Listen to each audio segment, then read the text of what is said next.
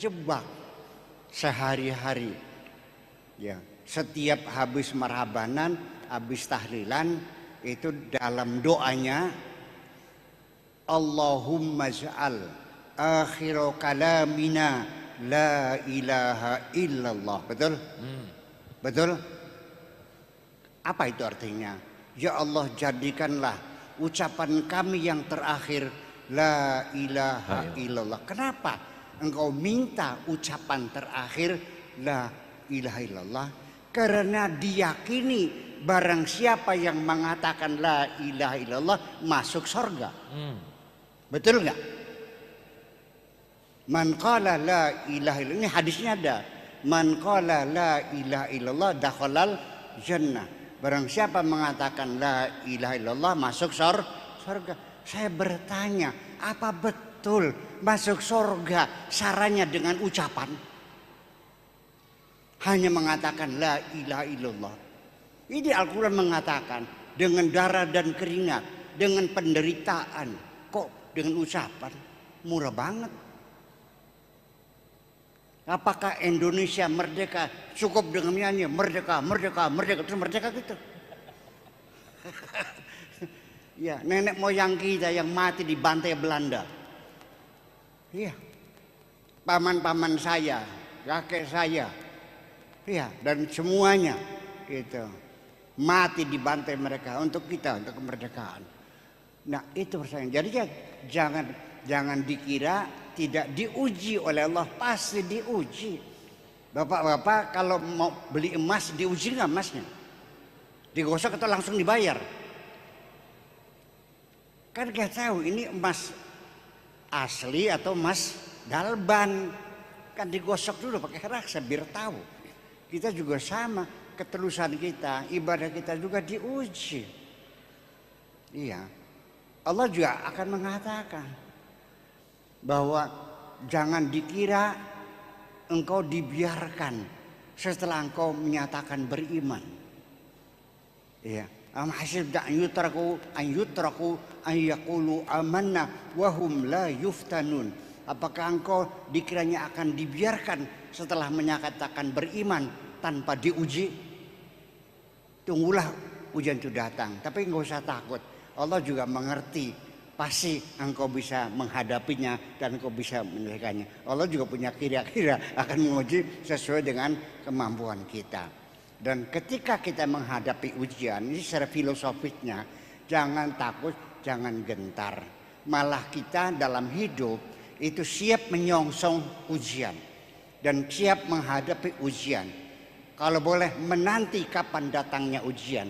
Karena di balik ujian pasti ada kenaikan kelas. Terima kasih. Oke, luar biasa keren. Jadi nggak usah takut ya Bu ya, pasti ya itu naik kelas. Terima kasih. Terima kasih Mas, pertanyaannya keren banget. Ada lagi silahkan. Ya boleh.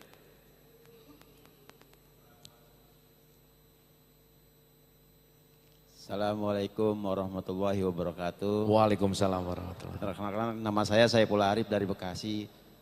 Saya mau bertanya, Buya, bagaimana cara kita tahu bahwa ibadah kita itu diterima atau tidaknya oleh Allah Subhanahu Wa Taala? Terus apa saja tanda-tandanya? Terima kasih. Assalamualaikum warahmatullahi wabarakatuh. Oke, waalaikumsalam warahmatullahi wabarakatuh. Pertanyaannya Buya, gimana sih ibadahnya udah diterima, terus indikator parameter ibadah kita udah connect lah atau diterima sama Allah tuh seperti apa gitu, silakan. Langkah pertama kita untuk memverifikasi bahwa ibadah kita ini diterima atau tidak sah secara fikih saja dulu.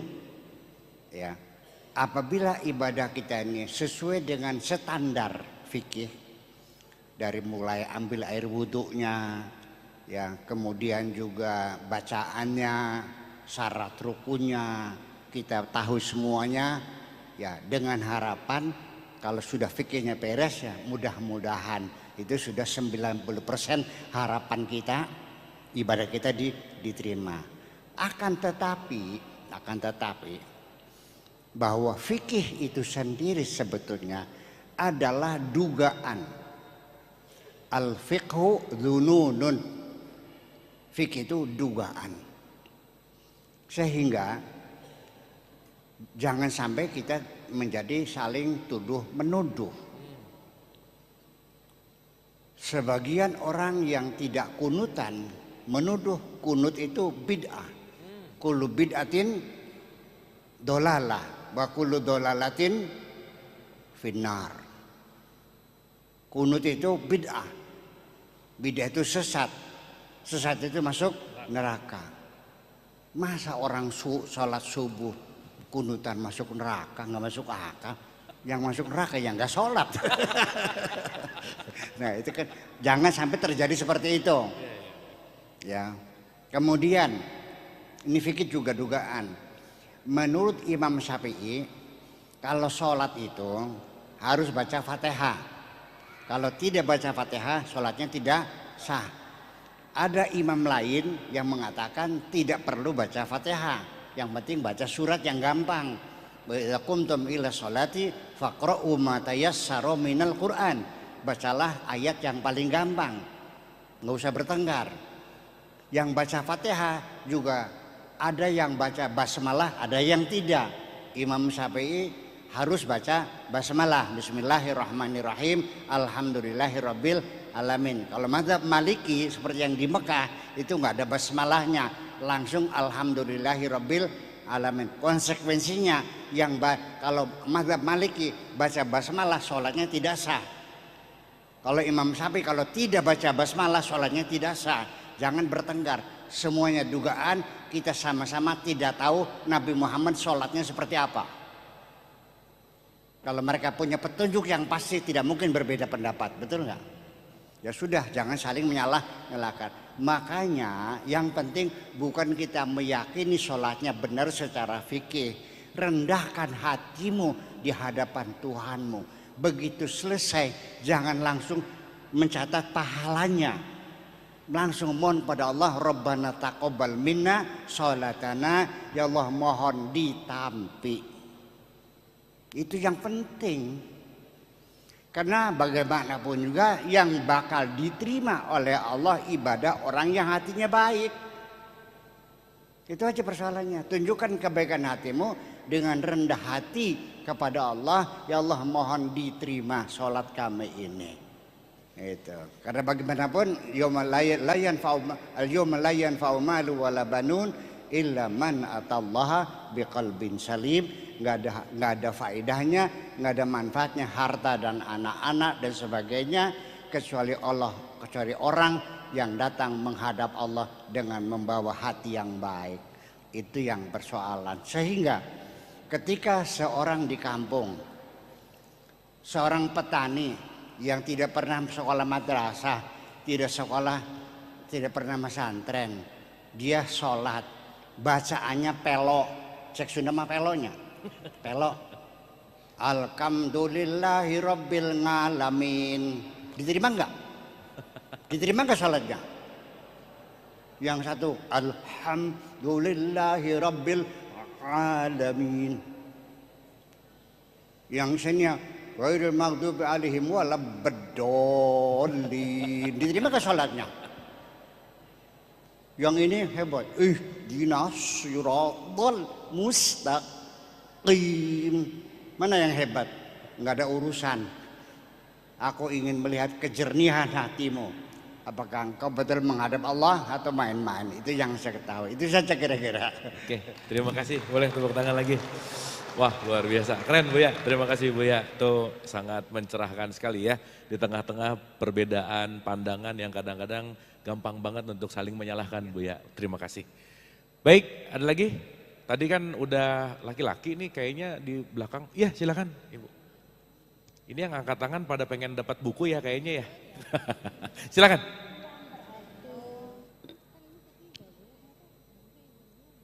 Boleh disebutkan nama dan pertanyaannya, silakan. Warahmatullahi wabarakatuh. Waalaikumsalam. Izin Buya, saya Ibu Maya mau bertanya. Apa hukumnya orang yang mampu untuk menunda-nunda melaksanakan ibadah haji? Terima kasih. Assalamualaikum warahmatullahi wabarakatuh. Oke, waalaikumsalam warahmatullahi wabarakatuh. Ini pertanyaan dari Ibu Maya, Buya. Apa hukumnya orang yang menunda-nunda dia mampu tapi nggak berangkat haji gitu Bu ya? Ini urusannya ke haji gitu, enggak? Kita menilai orang menunda-nunda, ini juga persoalan. Kita nggak tahu ya, apa sebabnya dia tunda-tunda. Sekarang begini persoalannya. Jadi ini ibadah haji itu perlu diketahui. Tuhan memerintahkan sholat dengan menggunakan fi'il amar. Kata perintah aqimus sholat, betul? Allah menyuruh zakat, perintahnya dengan fi'il amar, wa atuz zakat, betul enggak? Wa anfiqu, wa wasbiru, wa tawakkalu, dengan perintah-perintah semuanya. Tetapi dalam hal haji, Tuhan tidak memakai fi'il amar. Tidak ada. Kenapa? Yang ada, walillahi ala nasi hijjul bait man istata'a ilaihi sabila. Iya. Walillahi ala nasi hijjul bait. Walillahi ala nasi. Bermain dengan preposition. Tidak menggunakan on, in, off dan sebagainya. Tidak menggunakan fi'il amar, kata perintah. Kenapa? Nah itu persoalannya. Karena kalau dengan kata perintah, kesian orang yang miskin yang tidak bisa naik haji. Mahal kan biaya haji itu. Buruh tani nggak bisa naik haji. Makanya Allah pun dengan bahasa yang lembut sekali, dengan bahasa yang halus sekali, makanya kita tidak boleh menuduh orang menunda-nunda haji. Kenapa nyatanya? Nyatanya tidak.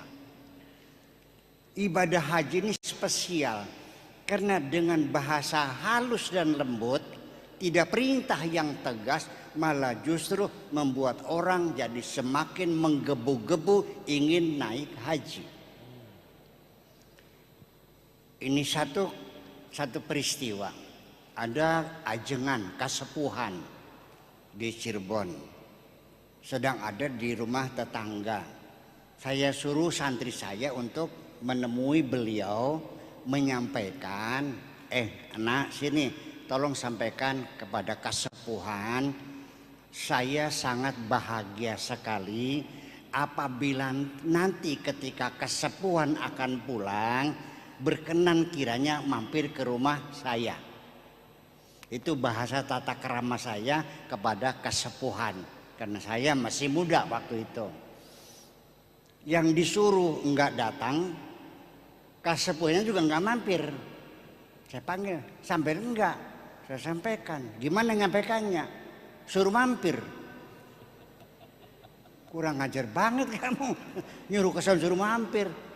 Jadi justru kalau dia mengatakannya tadi, Buya Syakur akan sangat bahagia sekali apabila kasepuhan kiranya bisa ketika pulang bersedia mampir. Dia mungkin mampir karena disuruh mampir malah nggak mampir.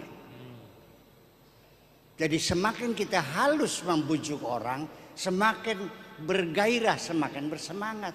Maka apa yang terjadi di Indonesia, banyak orang yang memaksakan diri naik haji, menjual apa yang mereka miliki, betul nggak? Iya, karena apa? Itu persoalannya. Jadi saya tidak bisa menduga orang menunda-nunda ibadah haji. Mungkin ada sebab yang kita tidak tahu mengapa orang itu tidak segera naik haji. Itu aja persoalannya. Ya, jadi mungkin banyak sekali. Ya, saya sendiri itu satu contoh. Saya oleh Bupati Indramayu dikasih jatah, ini Buya Syakur ada jatah naik haji. Saya bilang, Pak Bupati, saya sudah haji. Kapan? Tahun 76.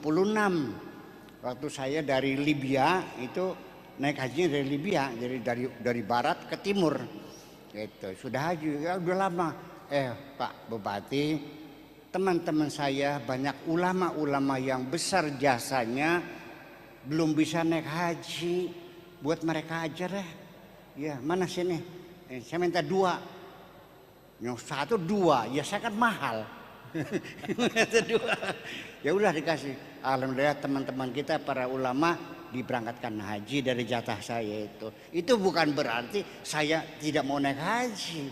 Lebih besar bagi saya memikirkan teman-teman para ulama yang belum naik haji daripada saya naik haji sendiri. Salah nggak begitu?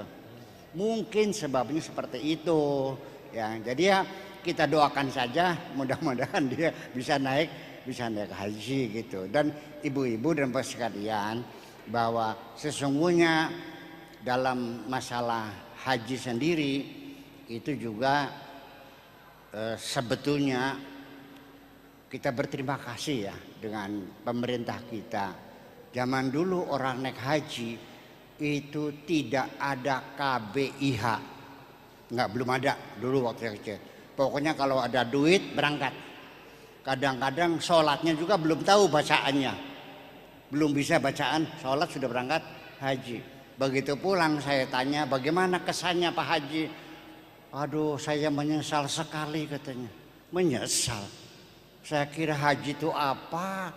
Ternyata di sana main-main kayak anak-anak sekolah, camping-campingan, muter-muter, lari-lari, lempar-lemparan. Makasih. Assalamualaikum. Oke, terima kasih. Boleh tepuk tangan sekali lagi. Buya, terima kasih. Mudah-mudahan menjawab